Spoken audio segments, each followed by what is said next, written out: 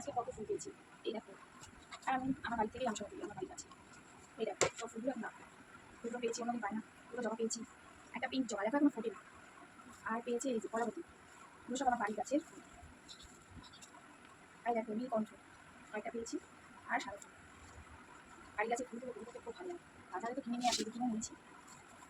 জবা ফুল পেয়েছি, জবা ফুল নিয়ে এসেছি, ফুল নিয়ে এসেছি। যে বেলপাতা পেয়েছি কয়েকটা, দিতে যাচ্ছে না বেলপাতা, এখন প্রচুর বেলপাতা বলে কম দিচ্ছে। এই যে জবা ফুল নিয়ে এসেছি,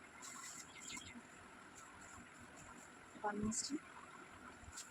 কি সুন্দর লাগছে দেখুন এখন ফুলটা, ভালো লাগছে। এই যে আমার সন্ধ্যা বাবা চলে এসেছি স্নান করে দেবে। সন্ধ্যা অদুক্তি নয়, মায়ের আদর খেয়ে তারপর সন্ধ্যা সন্ধ্যা। এই যে আমরা বসিয়ে দিলাম।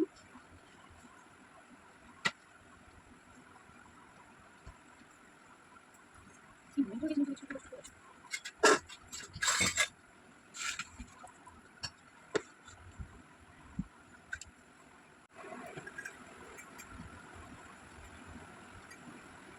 এর মধ্যে আমার সব কিছু মেশানো আছে, তাই আমি আর কিছু নতুন করে মেশাচ্ছি না। তুলসী পাতা দিয়ে দিচ্ছি, এবারে আমি স্নান করে নেব।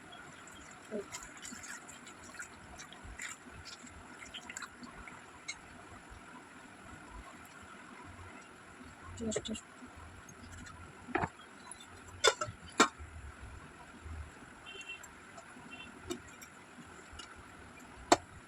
সুন্দর শ্যাম্পু দিচ্ছি, শ্যাম্পু রেডি।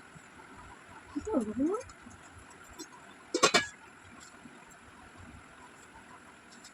মাখবে পাউডার, এখন গরম পড়ে গেছে তো, তো ওই জন্য সন্ধ্যা বাবা পাউডার মেখে নেবে দিচ্ছি। পাউডার মেখে আর এই যে জামা খুলবে, বাবাকেই সুতির জামা পরে গরমে গরম লাগবে না।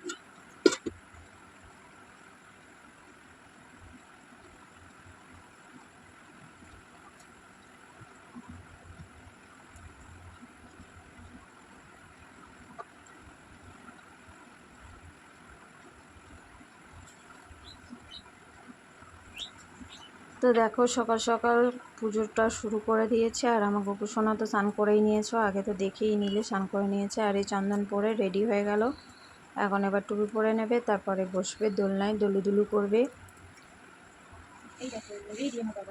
তো ভাবলাম বৃহস্পতিবার, তো চলো আজকে থেকেই শুরু করি, একটুখানি ব্লগ বানিয়ে দেখাই যে বৃহস্পতিবার আমার কত কাজ থাকে, কত কিছু করতে হয়।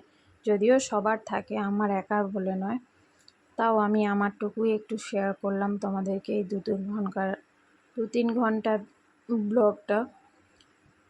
সারাদিনে তো প্রচুর কাজ করতে হয়, তো এত তো করা সম্ভব নয়, তাই যতটুকু পারলাম ততটুকুই শেয়ার করছি। দেখো মহেশ্বরকে এরপরে স্নান করিয়ে নিচ্ছি। তো জলটা আমি আগে থেকে রেডি করে রেখেছিলাম।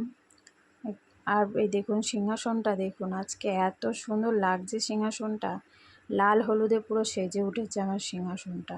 আপনাদের কেমন লাগছে? এই যে আমার তুলসী মঞ্চ দেখেছেন। এরপর আমি আরতিটা করে নেব। আজকে যেহেতু বৃহস্পতিবার ঘন্টা বাজাবো না, তাই এমনিই করে নেব। তোমরাও কোনো দিন কিন্তু বৃহস্পতিবার ঘন্টা বাজাবে না, কারণ মা লক্ষ্মী কোনো আওয়াজ পছন্দ করে না।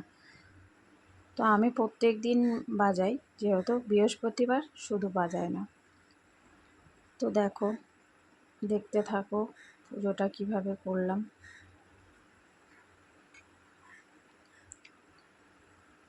তোমরা কিভাবে করো অবশ্যই জানাবে, যদি ভুল ত্রুটি হয় অবশ্যই আমাকে বলো যে এইভাবে এটা হবে না, ওইভাবে ওটা হবে না, তোমরা নিশ্চয়ই আমাকে জানাবে। আমি যতটুকু পেরেছি, যতটুকু জানি অতটুকুই করেছি।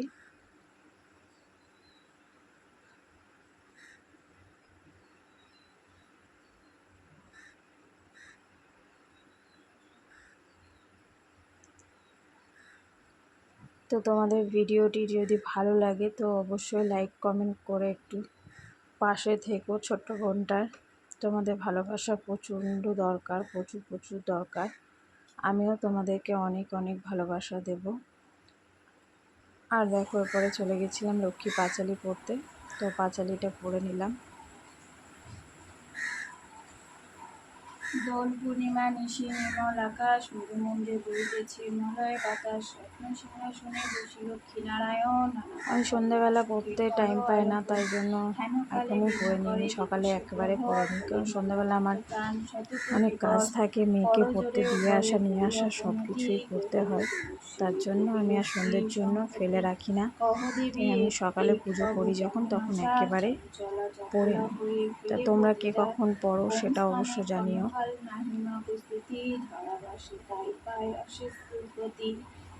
যদিও পাঁচালি পড়ার নিয়ম সন্ধ্যেবেলায়। কোন মহাপাপে বলো এইসব হয়, প্রকৃতিছে মতলোকে তো ভিডিওটি আমার গতকালের, আমি এডিটের জন্য ছাড়তে পারিনি, তো আজকে ভাবলাম একটুখানি এডিট করে ফেলে রেখেছি, ভয়েসটা দেওয়া হয়নি, তো ভাবলাম এখন ভয়েসটা দিয়ে নিই। যাহা কথাকে হয় বন্ধু সেই শ্রীলক্ষ্মী নারায়ণ, তুমি যে কুলগুণতি থাকে যেন মোর মতি, পায় যেন শ্রীযুগল চরণ, নারায়ণী চরণ যুগলি করি, আমি যেমন পাই দেবী জ্ঞান, তবদা স্যান্ডাল মাগিছে না তো শিরে, এসে মোর ঘরে হও অধিষ্ঠান।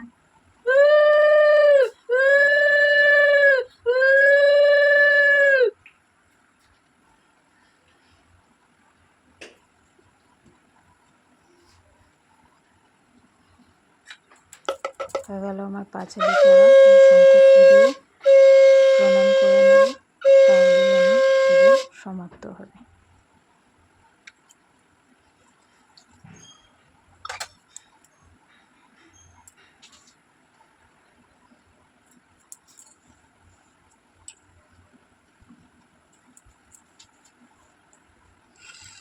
তো আমার সিংহাসনটা কেমন লাগছে বলুন, লাল হলুদে পুরো সেজে উঠেছে। আর দেখুন আমার গনু দাদা ওপরে রয়েছে আর গোপু সোনা ওখানে। তারপরে আমি চলে এসেছিলাম একটু ঠান্ডা খেতে, প্রচণ্ড বাইরে গরম, তাই ভাবলাম একটু ঠান্ডাটা খেয়ে নিই, খেয়ে নিয়ে তারপরে যাব রান্নাঘরে। তো এই ভিডিওটা তুমি আপনাদের আগেই দেখিয়ে দিয়েছি, তাও আরও একবার শেয়ার করলাম, যেহেতু ব্লগ আমি বানাচ্ছি তাই। তারপরে চলে গেছিলাম আমি রান্নাঘরে। তো আজকে বানাবো সোয়াবিন। তো দেখুন আমি কড়াই বসিয়েই দিয়েছি অলরেডি, তারপরে পেঁয়াজ দিয়েও দিয়েছি। আর এই যে গুনগুন করতে করতে রান্না করছি। আমি রান্না করতে করতে একটু গান শুনতে আর বা গান করতে ভালোবাসি, যদিও আমি গান গাইতে পারি না, তাও ওই গুনগুন করি। সবাই তো বাথরুমে গায়, আমি একটু রান্নাঘরেই গাই। তো কার কার এরকম অভ্যাস আছে রান্না করতে করতে গান করার, অবশ্যই জানিও আমাকে। আমার তো ভালোই লাগে। তো দেখো রান্না করতে করতে যে কত কাজ করতে হয় তার নেই ঠিক। বৃহস্পতিবার দিন এমনিতেই আমার অনেক কাজ থাকে, তারপরে এই যে এত কাজ পড়ে থাকে, আরও করতে হয়, খুব তাড়াহুড়ো হয়ে যায়। তো তারপরে সব মশলা আমি একসাথেই করে নিচ্ছি, কারণ খুব তাড়াই রয়েছে, আমি তাড়াতাড়ি করতে হবে, দেরি হয়ে গেছে। তারপরে এই যে একসাথে আলুটা ভাজা হোক, ততক্ষণে আলু ভাজা হতে হতে আমি মশলাটা রেডি করে নিলাম। সবই একই জায়গায় যাবে, তাই আমি সব একসাথেই দিয়ে নিয়েছি। আর দেখো আমি সয়াবিনটা আগে আলাদা করে সিদ্ধ করে রেখেছিলাম, কারণ সয়াবিনগুলো না এখন এমনি খেতে ভালো লাগে না, তাই জন্য আমি একটু ভেজে আর সিদ্ধ করে রেখেছি, তাহলে খুব নরম তুলতুলে হবে আর খেতে খুব টেস্টি হবে। তার জন্য আমি একটা সিটি মেরে, আর এই যে পাশে ভাত বসিয়েছি, দেখলাম ভাত হয়ে গেছে কিনা, কিন্তু একটু বাকি আছে। তারপরে চলে গেলাম বাসন ধুতে। বেসিনে তো এক কারি বাসন, সবই তো আমাকে একা হাতেই করতে হয়, বাড়িতে তো আর কেউ নেই। সবাই ভাবে কি যে মেয়েরা বাড়িতে বসেই থাকে, তা নয়, প্রচুর প্রচুর কাজ করতে হয়, সবই একা হাতে করতে হয়। তো তোমরা কে কে একা একা করো নাকি সবাই আছে? এই যে তার মাঝখানে চলে এসেছে মেয়ে, যে পড়তে পড়তে যখনই আমি রান্না করব চলে আসবে, আর এটা সেটা তুলে খাবে আর বলবে না না আমি হাত ধুতে এসেছিলাম, এই করতে এসেছিলাম। তো মনে হয় সোয়াবিন দুটো তুলে খেলো, খেয়ে আর এই যে হাতটা ধুয়ে চলে গেল। আমিও এই ওর সাথে বকবক করতে করতে আর প্রায় বাসনটা ধোয়াই হয়ে গেল, এই কয়েকটা রয়েছে।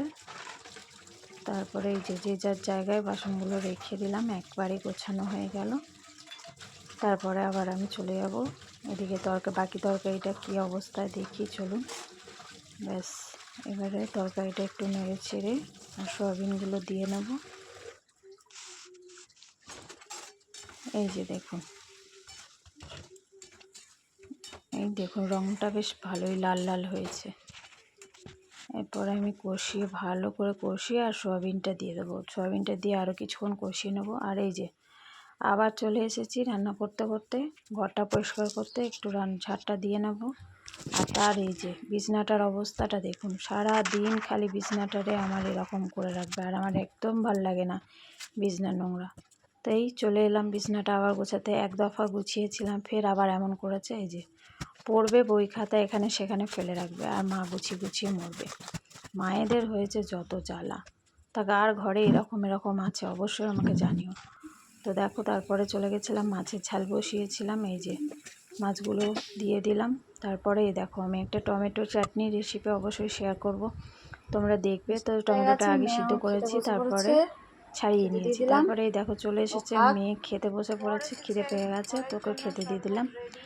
আর এই যে বর মশাই চলে এসেছে, তার জন্য ঠান্ডা ঠান্ডা শরবত রেডি। তা এখন চলুন দিয়ে দিই। বাইরে কেমন গরম দেখুন, সরকার মশাইয়ের মুখে হাসিটা একবার, শরবতটা পেয়ে বেজায় খুশি। তো এই আজকের মতো এইটুকুই ছিল। তো দেখুন আজকের রান্না এই ছিল। ব্যাস, আপনাদের কেমন লাগলো অবশ্যই জানাবেন। টাটা।